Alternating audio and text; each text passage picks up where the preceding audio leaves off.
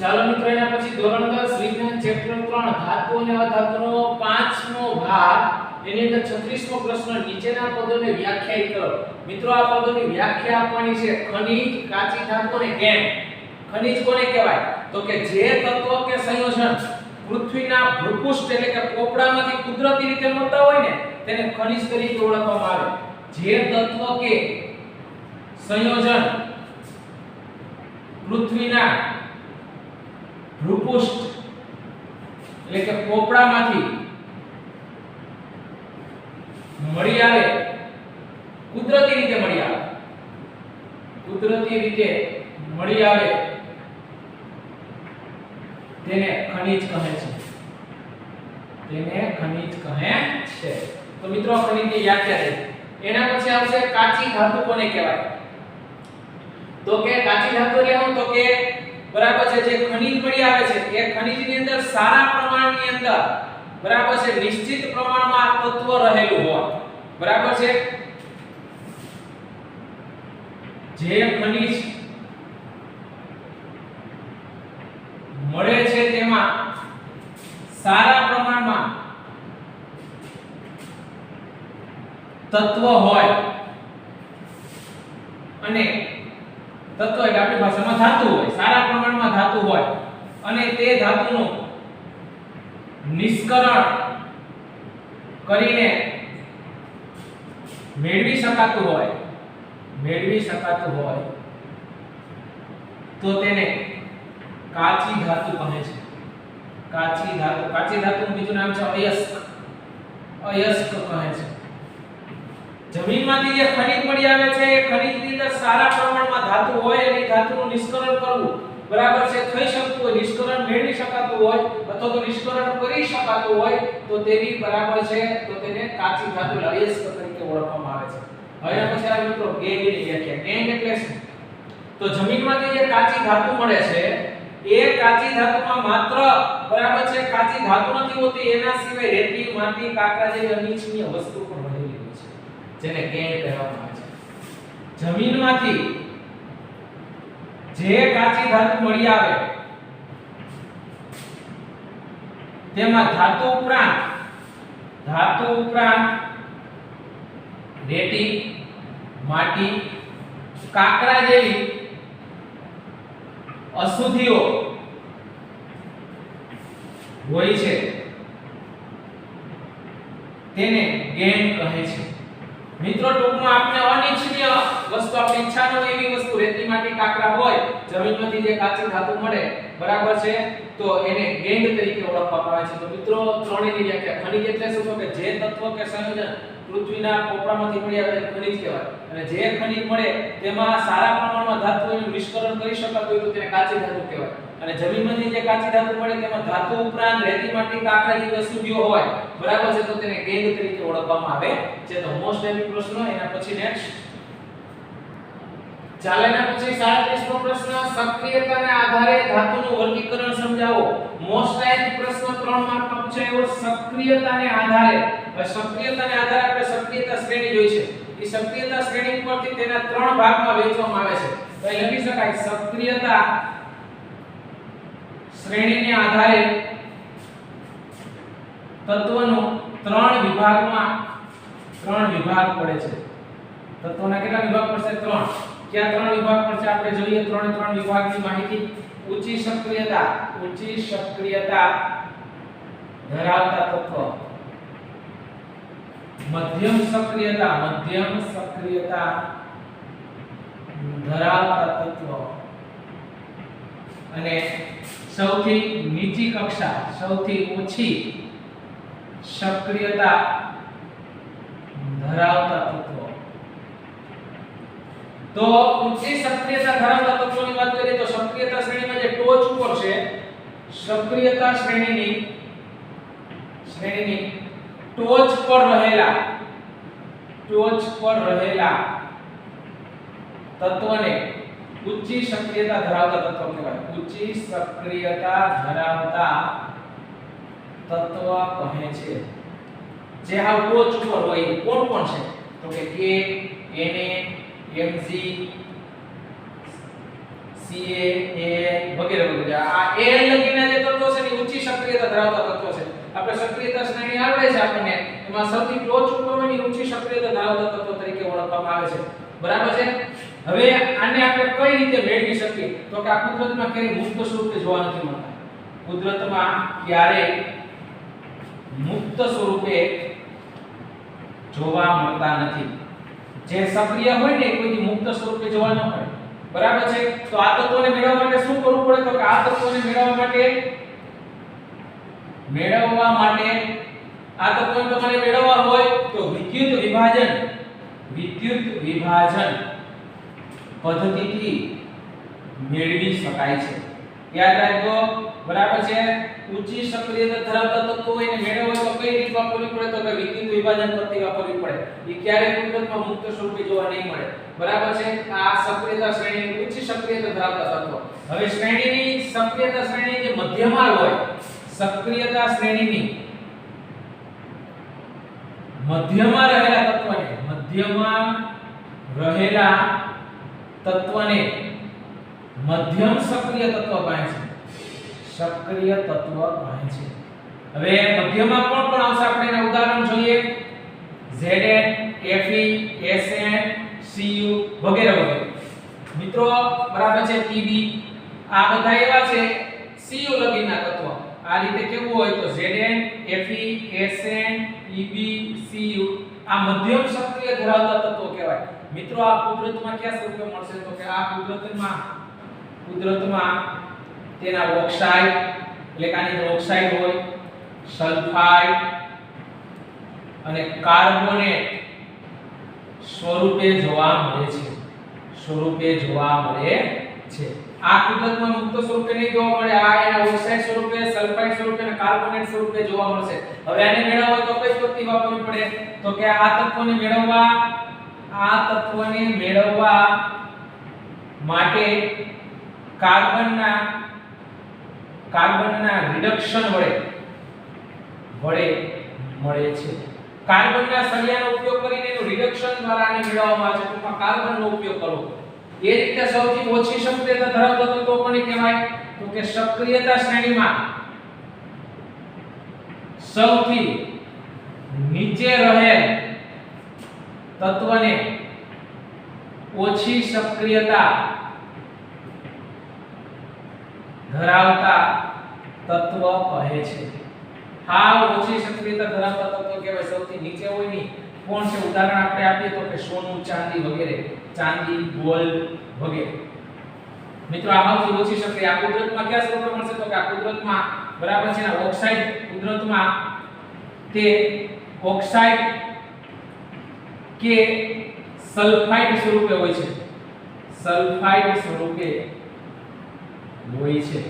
મિત્રો ઓક્સાઇડ કે સલ્ફાઇડ સ્વરૂપે છે જે કુદરતમાંથી આ તત્વોને મેળવવા માટે તે કુદરતમાંથી મુક્ત સ્વરૂપે મળે છે. હવે મિત્રો મોટે ભાગે આ તત્વોના ઓક્સાઇડ હશે. મોટે ભાગે આ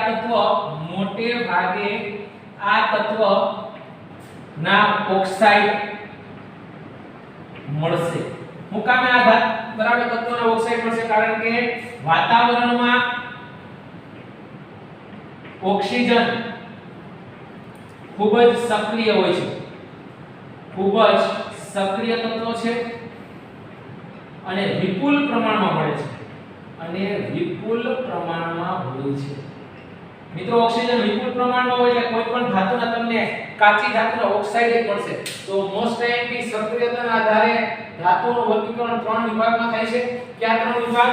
તો ઊંચી સક્રિયતા ધરાવતા તત્વો, મધ્યમ સક્રિયતા ધરાવતા તત્વો અને સૌથી ઓછી સક્રિયતા ધરાવતા તત્વો.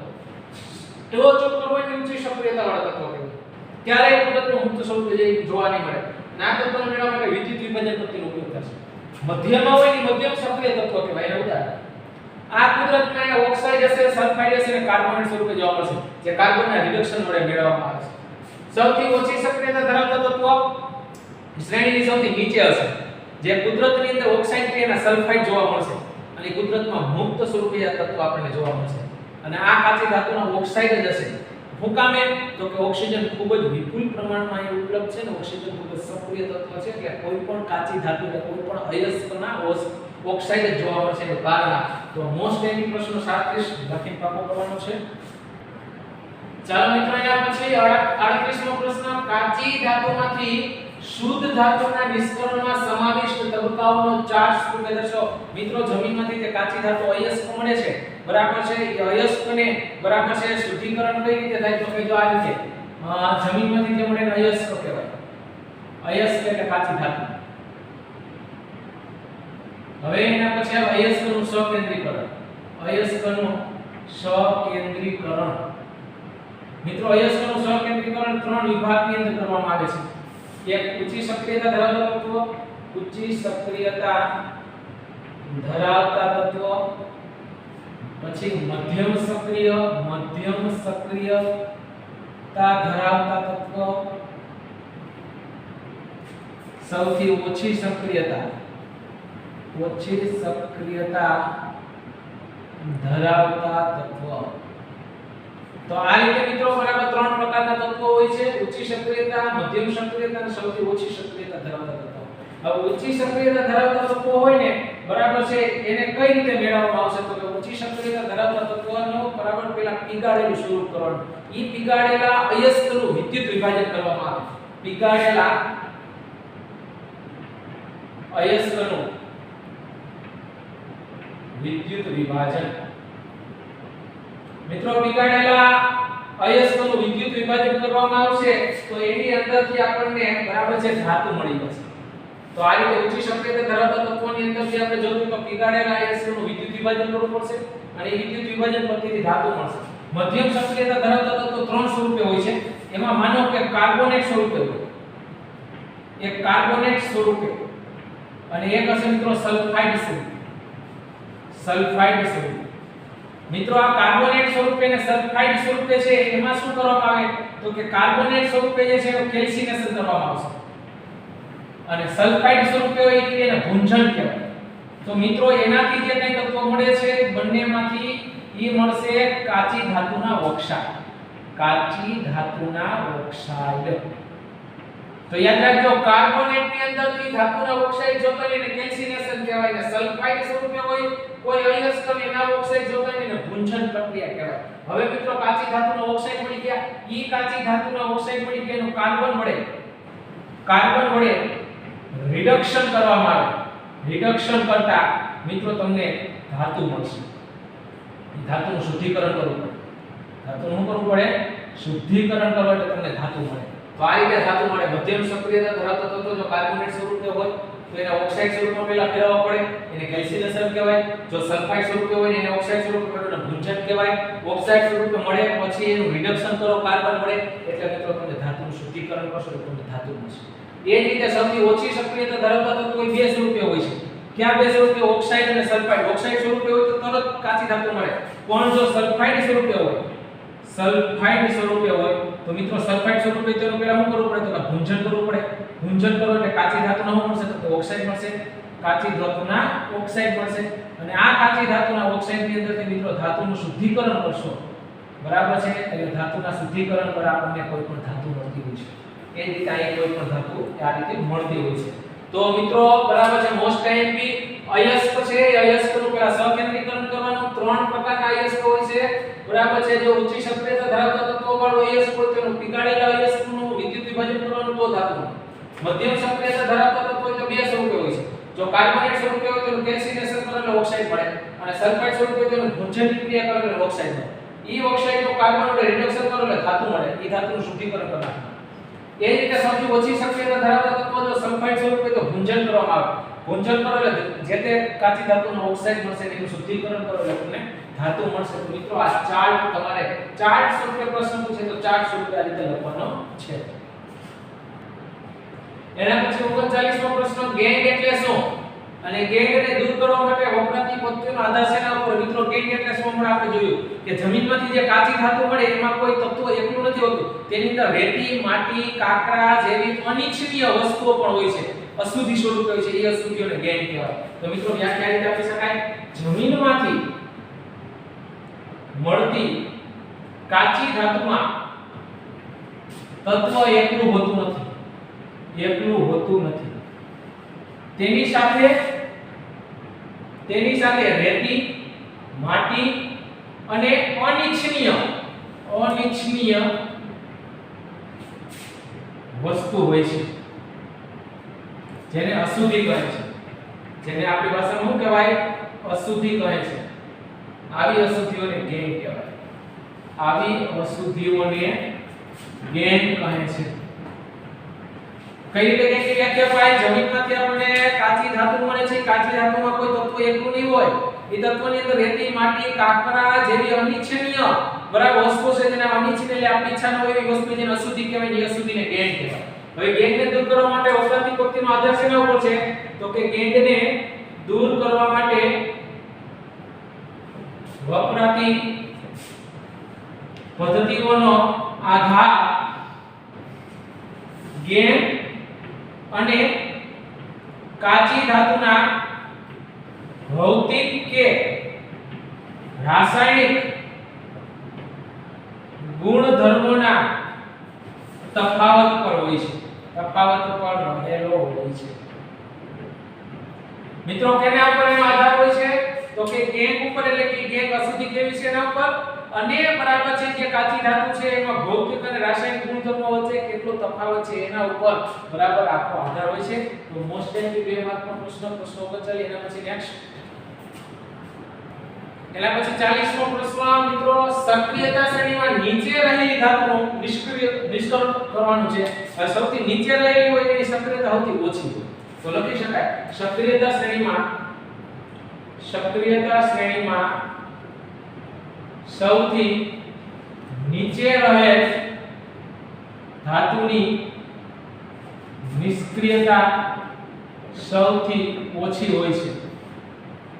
મિત્રો આ ધાતુના ઓક્સાઇડ હોય તો કે આ ધાતુના ઓક્સાઇડને માત્ર ગરમ કરતા, આ ધાતુના જે ઓક્સાઇડ છે એને તમે માત્ર ગરમ કરો તો માત્ર ગરમ કરતા રિડક્શન પદ્ધતિથી ધાતુ મેળવી શકાય છે. માનો કે આના ઓક્સાઇડ હશે, ઓક્સાઇડને કાલે તમે ગરમ કરશો ને તોય તમને બરાબર છે જે તે ધાતુ હશે ને ધાતુ મળી જશે. સૌથી નીચી શક્તિય ધરાવતો તત્વ હોય તો એક ઉદાહરણ આપી તમને સમજાવું. ઉદાહરણ સિન્નાબાદનું સૂત્ર છે HGS. સિન્નાબાદ એ મર્ક્યુરીની અયસ્ક છે. હવે મિત્રો સૌપ્રથમ આ મર્ક્યુરીના અયસ્ક છે એનું સૌપ્રથમ ઓક્સાઇડમાં રૂપાંતર કરવામાં આવે. તેનું સૌપ્રથમ ઓક્સાઇડમાં રૂપાંતર કરવામાં આવે છે. રૂપાંતર એટલે કે HGO માં કરવામાં આવે છે. ત્યારબાદ HGO ને ગરમ કરતા રિડક્શન એટલે ઓક્સિજન દૂર થવું, રિડક્શન થઈ Hg ધાતુ મળે છે. મિત્રો સિન્નાબાદ એટલે HGS યાદ રાખજો. મર્ક્યુરી સલ્ફાઇડ જેને કહેવામાં આવે છે બરાબર, એનો અયસ્ક હોય છે. તેનું સૌપ્રથમ ઓક્સાઇડમાં રૂપાંતર કરવાનું. હવે આપણે ખબર છે સલ્ફાઇડમાંથી ઓક્સાઇડ કરવો એને ભૂંજન કહેવાય. તો આપણે ભૂંજન નામની પ્રક્રિયા જોઈશે. યાદ રાખજો HGS બરાબર છે. ભૂંજનની અંદર શું હોય તો કે ભૂંજનની અંદર ઓક્સિજનની હાજરીમાં ને લાંબો સમય સુધી સિન્નાબાદને ગરમ કરો. સિન્નાબાદને ઓક્સિજનની હાજરીમાં લાંબો સમય સુધી ગરમ કરશો એટલે એના ઓક્સાઇડ બની જશે. એટલે કે સિન્નાબાદના ઓક્સાઇડ એટલે HGO, એના ઓક્સાઇડ બની ગયા. અને કયો વાયુ દૂર થશે તો કે SO2 સલ્ફર ડાયોક્સાઇડ વાયુ દૂર થાય. અને ભૂંજનની પ્રક્રિયાને સંતુલિત કરવાના નંબર યાદ રાખવાના છે. બરાબર, જેમ આપણે કોઈનો મોબાઈલ નંબર યાદ રાખીએ એમ ભૂંજનના નંબર યાદ રાખવાના 23 22 એટલે અહીં 2 અહીં 3 22. તો મિત્રો આ સંતુલિત થઈ ગયું. એટલે સંતુલિત કરતા વાર લાગે પણ એને નંબર યાદ રાખી લેવા. આખા વિજ્ઞાનની અંદર 3 નંબર યાદ રાખવાના છે. આ ભૂંજનના નંબર 23 22 બરાબર છે. સલ્ફાઇડ હશે, સલ્ફાઇડને ઓક્સિજનની હાજરીમાં લાંબો ગરમ કરો. બરાબર છે, લાંબા સમય સુધી ગરમ કરશો એટલે જે તે ધાતુનો ઓક્સાઇડ બની જશે. હવે એ ઓક્સાઇડનું રિડક્શન કરી નાખો. બરાબર છે, જે ઓક્સાઇડ આવ્યો 2HGO આવ્યા છે તો 2HGO નું રિડક્શન કરી નાખો આ રીતે. તો એની અંદરથી તમને 2Hg મળી જશે અને ઓક્સિજન દૂર થઈ જાય. રિડક્શન થયું તો જે આ રીતે મિત્રો મર્ક્યુરી મળે. એ જ રીતે જમીનમાંથી કોપર ના અયસ્ક Cu2S સ્વરૂપે હોય છે, જેને નીચે મુજબ મેળવી શકાય, હવે યાદ રાખજો બરાબર છે. આ બીજું ઉદાહરણ, કોપર છે એ Cu2S સ્વરૂપે હશે. Cu2S એટલે એના સલ્ફાઇડ કહેવાય. સલ્ફાઇડ માંથી પહેલા એને ઓક્સાઇડ કરવાને એને ભુંજન કહેવાય. જો ભુંજન Cu2S અને ભુંજન કરવા માટે ઓક્સિજન એટલે O2 ની હાજરીમાં લાંબો સમય સુધી ગરમ કરશો એટલે બરાબર એના ઓક્સાઇડ મળી જાય એટલે Cu2O. અને યાદ રાખજો ભુંજનની પ્રક્રિયા દરમિયાન સલ્ફર ડાયોક્સાઇડ વાયુ દૂર થાય. એક માર્કનો પ્રશ્ન, ભુંજનની પ્રક્રિયા દરમિયાન કયો વાયુ દૂર થાય? તો કહેશો તો ભુંજનના નંબર યાદ છે આપણને 23 22. હવે મિત્રો આ Cu2 ઓક્સાઇડ મેળવ્યા એની અંદરથી Cu મેળવવા માટે શું કરવું પડે? તો આ જે મેળવ્યા હોય લેવાના. હવે મિત્રો એની અંદરથી દૂર કરવા માટે આપણે ઓક્સિજન આવીએ કોપર સલ્ફાઇડ લઈએ છીએ Cu2S જ લેસી આ રીતે. જેમ અહીંયા ખાલી ગરમ કર્યો Cu2S લેસી. તો શું થાય મિત્રો? તો અહીંયા જે તે ધાતુ તમને મળી જાય. કઈ ધાતુ? તો કે કોપર. કોપર ધાતુ કેટલી છે? તો કે 2 × 4 અને 4 × 6 6 C મળશે. વત્તા શું દૂર થશે? તો કે O2 અને ગેસ શું થઈ ગયું? તો કે SO2. તો આ અલગ પ્રમાણે ધાતુ મળી આવે છે. તો મિત્રો આ રીતે સૌથી શ્રેણીમાં જેની સક્રિયતા સૌથી નીચી છે એવા તત્વોને સૌપ્રથમ બરાબર સલ્ફાઇડ સ્વરૂપે છે. ભુંજનની ક્રિયા કરો એટલે ઓક્સાઇડ મળે, ડિઓક્સાઇડનું રિડક્શન કરો એટલે તમને આ રીતે મળે. ભુંજનના નંબર 23 22 સિન્નાબાદનું સૂત્ર યાદ રાખવાનું. અને જમીનમાં જે કોપર છે એ Cu2S સ્વરૂપે છે, એ આ રીતે મળે.